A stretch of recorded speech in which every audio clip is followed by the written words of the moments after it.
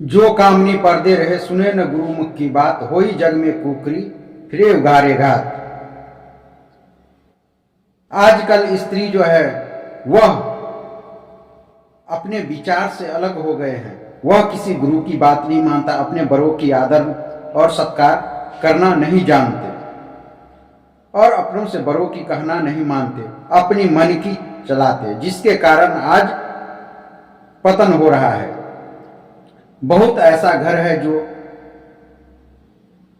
छूट चुका है स्त्री को, क्यों कि उनका अपने ही कारण से, क्योंकि वह सही से नहीं रह पाती है, नहीं बड़ों की सम्मान करती है, न बड़ों की बात मानती है, न गुरु की बात मानती है और सलाहकार कोई किसी और को रख लेती है, जिसके कारण उसका अपना घर परिवार बर्बाद हो जाता है। पहले के समय में सलाहकार घर में बुजुर्ग होते थे, समाज में जो बुजुर्ग होते थे, जो फैसला करते थे, जो बताते थे, उसी राह पर सभी चलते थे। और आजकल क्या है, घर की स्त्री अपना मनमानी करती है और अपना मनमानी करके राज चलाती है, जिसके कारण उसका घर परिवार छूट जाता है। छोटी छोटी बात से, छोटी छोटी विवाद से अपना घर परिवार को वह उजाड़ लेती है और अपना घर परिवार को नरक बना लेती है और घर बार छोड़ देती है। क्यों कि वह उसे कोई समझाने वाला नहीं है, उसे कोई बताने वाला नहीं है सही रास्ता, इसलिए वह किसी की बात नहीं मानती है। आजकल की स्त्री इतना बेविचार हो गई है, बेविचारी हो गई है, जो अपना बड़ों का आदर नहीं करती है, अपना लज्जा को त्याग चुकी है। स्त्री का आभूषण ही उसका,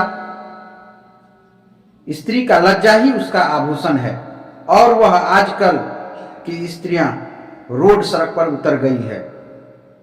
उसे ये नहीं पता है कि मैं स्त्री जाति का हूं, मुझे पर्दा में रहना चाहिए। वह पर्दा से पैजामा से बाहर हो गई है, क्यों कि उसका कोई सलाहकार नहीं है और वह किसी का सलाहकार नहीं मानती है।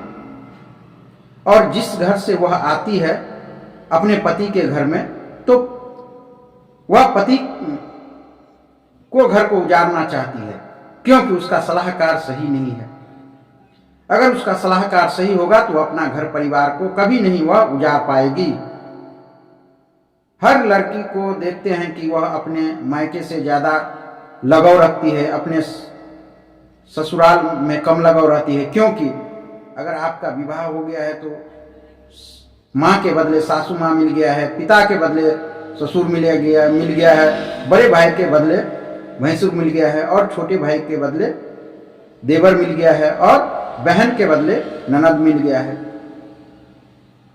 और भगवान के बदले तुम्हें स्वयं भगवान विष्णु मिल गया है। फिर भी तुम जिस घर में जाती हो उसी घर को उजाड़ने का काम करती हो, अपने माता पिता से लगाव रखती हो और अपना सास ससुर और अपने घर की सम्मान और घर की रक्षा नहीं करती हो और घर को सही से नहीं चलाती हो, क्योंकि तुम्हारा सलाहकार नहीं है। अगर तुम्हारा अपने माता पिता के विचार से चलती हो तो तुम्हारा घर परिवार बर्बाद ही होगा।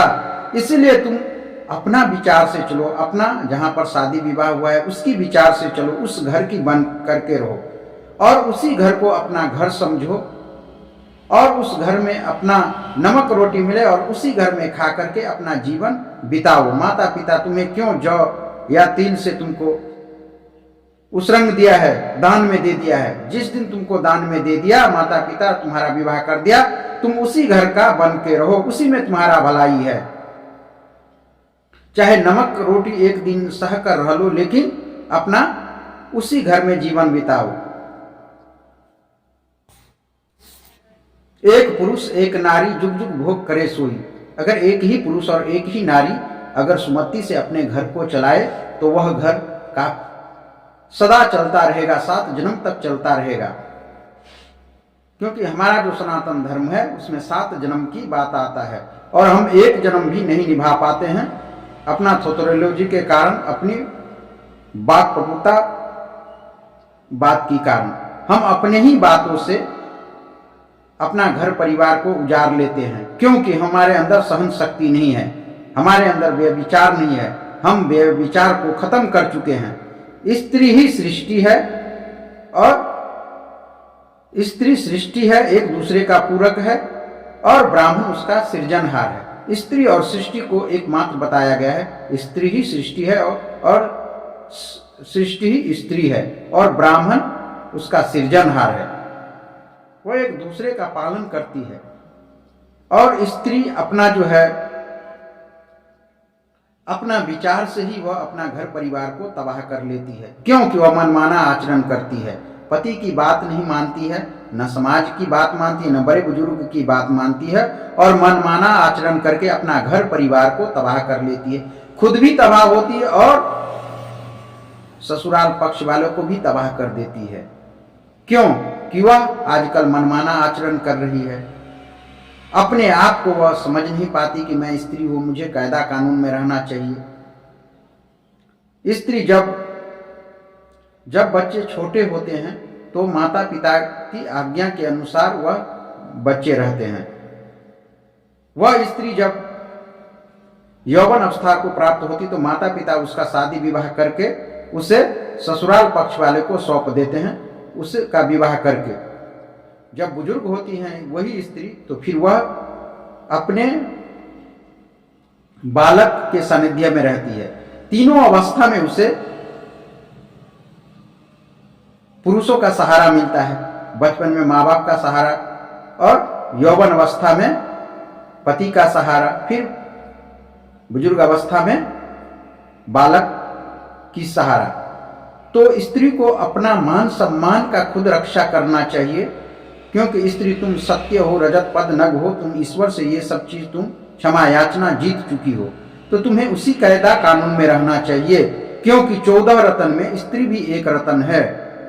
जब 14 रत्न था तो उसमें स्त्री को भी एक रत्न बनाया गया, और स्त्री अपनी बोलचाल, कौवे की चाल, अपनी मक्कारी और गद्दारी से आजकल बदनाम हो चुकी है। इसलिए स्त्री को अपना आचार विचार व्यवहार सही रखना चाहिए, और सलाहकार अच्छा रखना चाहिए, गुरु के अंदर रहना चाहिए, गुरु की बात करना चाहिए।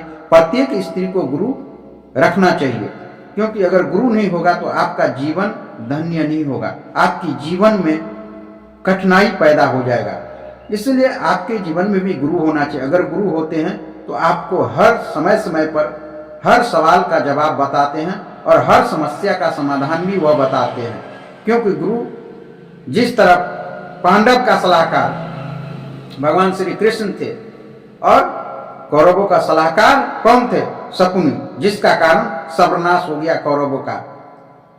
इसलिए स्त्री को भी सलाहकार की जरूरत होती है, और वह अपने माता पिता को सलाहकार मान लेती है, जिसके कारण उसकी ससुराल पक्ष वाले से तू मैं हो जाता है, अब उसका घर परिवार बर्बाद हो जाता है। शादी होने के बाद स्त्री को अपना ससुराल वाले के ही पक्ष में रहना चाहिए, और ससुराल की बनकर ही रहे, उसी में उसका भलाई है, क्योंकि तुम्हें माता पिता दान में दे दिया है, माता पिता को तुमसे कोई लोभ नहीं है। इसीलिए स्त्री को ये बात समझना चाहिए, प्रत्येक स्त्री को, और अपना जीवन का कल्याण करे, और जहां है जिस अवस्था में वहीं रहे, और अपना जीवन यापन करे, और बाल बच्चों को भी देखे, और अपना जीवन को कृतार्थ करे गुरु की शरण में रहकर। अगर गुरु नहीं है तो आपके जीवन में सलाहकार कौन होगा? जिसे खुद नहीं पता है वो कैसे सलाहकार हो सकता है? इसलिए सबकी जीवन में गुरु होना चाहिए, स्त्री हो पुरुष हो, सबकी जीवन में गुरु अत्यंत जरूरी है, तभी आपका जीवन कृतार्थ होगा। भगवान राम थे, उनके पिता राजा दशरथ थी, कौशल्या थी, सुमित्रा थी, केकई थी उनकी पत्नी, उनके जीवन में भी गुरु था, और वह गुरु की सानिध्य में रहकर ही सारे कार्य को पूर्ण करते थे। आखिर उनके पास भी गुरु था ना। हम लोग के पास गुरु नहीं है, इसलिए हम लोग अपना जीवन कल्याण नहीं करते हैं, और घर परिवार को छोटी छोटी बातों में उलझकर अपना घर परिवार को तबाह कर लेते हैं, और स्वयं तबाह हो जाते हैं, और सामने वाले को भी तबाह कर देते हैं, और छोटी छोटी बातों के लिए कोर्ट कचहरी तक पहुंच जाते हैं, और अलग अलग हो जाते हैं, और तलाक हो जाता है। इसलिए अपना घर परिवार को बर्बाद ना करें। आप जैसे भी हैं, गरीब हैं, मजबूर हैं, लाचार हैं, जैसे भी हैं उसी में जीवन को चलाए और आगे बढ़े। अपने बाल बच्चा को अच्छा शिक्षा दे, गुरु के सानिध्य में रखे। भगवान भी अपने आप को गुरु के सानिध्य में रखा, भगवान नारायण स्वयं राम थे, फिर भी उसने गुरु वशिष्ठ की आश्रम गुरुकुल में पढ़ाई किए। फिर गुरु विश्वामित्र के सानिध्य में गए। तो गुरु सब जीवन में जरूरी है। अगर गुरु नहीं है तो हमारा काम कभी भी सफल नहीं हो सकता है, हर काम हमारा बिगड़ेगा। हमको क्या खाना है और क्या नहीं खाना है, कैसे रहना है, वह गुरु ही बता सकते, क्योंकि गुरु के पास शास्त्र का ज्ञान है, अलौकिक ज्ञान है, वेद पुराण का ज्ञान है।